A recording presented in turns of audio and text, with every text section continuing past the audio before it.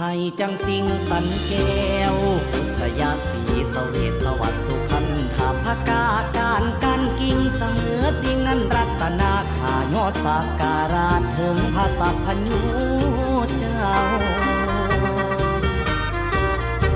ผู้พ่อป้องคนบนล้นเมืองวัดตา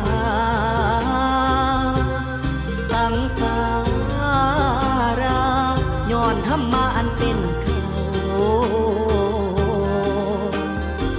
ผู้เนานิรพานพึ่งบนยัง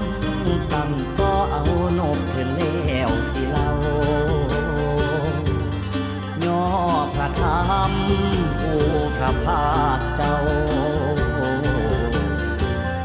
มาเว้าว